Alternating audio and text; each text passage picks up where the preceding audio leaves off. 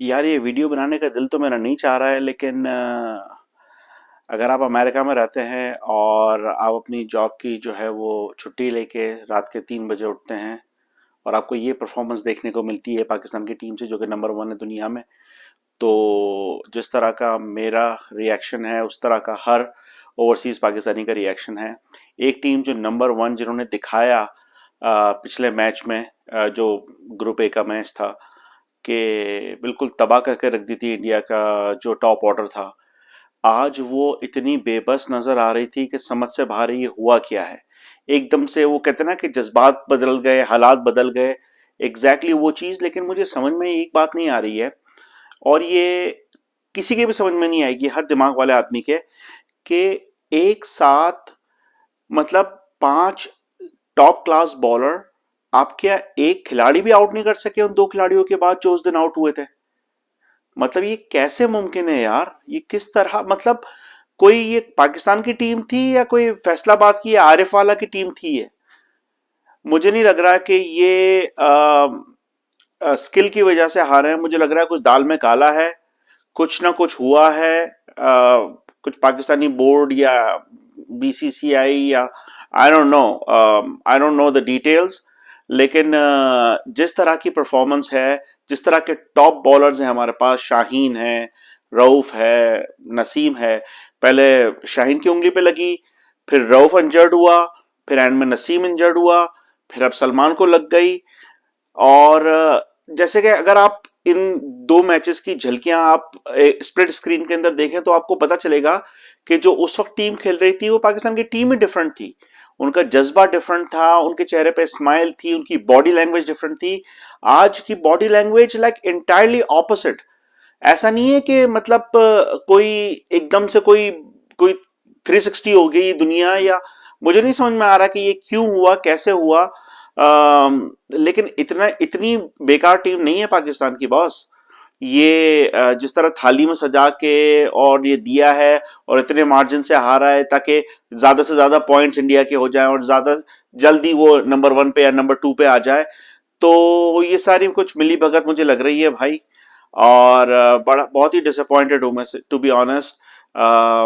बिला वजह मैंने जॉब का भी ऑफ लिया और पूरी रात से सोया नहीं है। अभी तकरीबन दोपहर हो रही है, 12 साढ़े 12 का टाइम हो रहा है गालिबन, और 3:30 बजे से हम लोग जाग रहे हैं।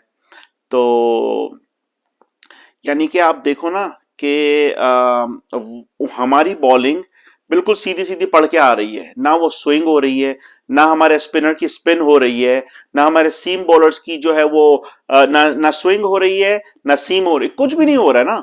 उनकी बॉलें देखो, उनका पार्ट टाइमर जो है वो हमारे कप्तान को आउट कर रहे हैं यार। पांड्या ने जो है वो बाबर को आउट कर दिया। कम ऑन, ये कुछ भी रियलिस्टिक नहीं लग रहा है। मुझे ऐसा लग रहा है कि जो है ना, जैसे कि ये चीज है ना, ये लग रहा है कुछ किया है, कुछ हुआ है, समझ रहे हो आप? ये हुआ है मुझे लग रहा है। खैर, बात सिर्फ इतनी सी है कि भाई वहां पे जितने लोग आए हुए थे देखने के लिए, एक छोटी सी बच्ची बेचारी, एक माँ ऐसे करके बैठी हुई है, तो बच्ची भी बेचारी छोटी 3 साल 2 साल की, वो भी यूं करके बैठी हुई है यार।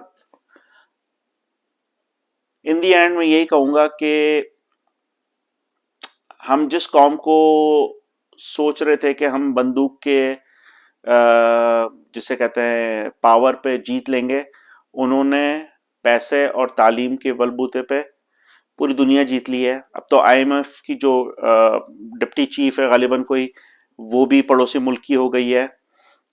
यूके का प्राइम मिनिस्टर भी वही है।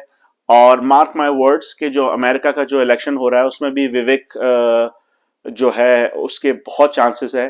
क्योंकि वो उन नब्स पे उसने हाथ रखा हुआ है जो यहाँ के अमेरिकन जो राइट विंग है, और बड़ी तादाद में राइट विंग है यहाँ, और वो जो है उनसे अलाइन कर रहा है कहीं ना कहीं। ठीक है ना, वो बीच का एक सोल्यूशन लेकर आ रहा है। तो यानी कि यूके में Indian prime minister, most likely America में भी होगा, सारी बड़ी जगहों पे सारे सीईओ। इसलिए कहता हूं कि खुदा के वास्ते तालीम और पैसा बहुत ज़रूरी है। यानी कि फुटपाथ पे बैठ के रोने से बीएमडब्ल्यू में एसी ऑन करके रोना बेहतर है। तो ये सारा गेम भाई इसका है। और बहुत डिसअपॉइंटमेंट हुई है यार, पाकिस्तान की टीम का ये कैलिबर नहीं है, नंबर वन टीम है यार वो।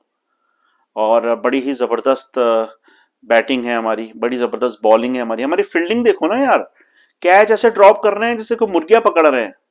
कम ऑन यार, मैं एक फील्ड क्रिकेटर हूँ, मुझे थर्ड मैन पे हमेशा भेजते थे ना, मेरी कभी बॉलिंग आती थी ना बैटिंग आती थी, मैं भी ऐसी कम से कम जो है वो फील्डिंग कर लूं मैं।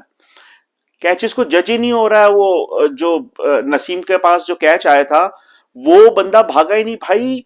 कीपर को देखो यार, हमारे यहाँ यही तो प्रॉब्लम है, कीपर तबलीग कर रहा है, जिसका जो काम है वो कोई नहीं कर रहा है, दूसरे काम सारे करने हैं। पान वाला जो है इन्फ्लेशन समझा रहा है हमें, ठीक है ना। ये हमारी कौम के जो है ना गुट्टी के अंदर ये चीज शामिल है कि जिसका जो काम है वो नहीं करना, वो छोड़ के वो सारे काम करेगा, ठीक है ना।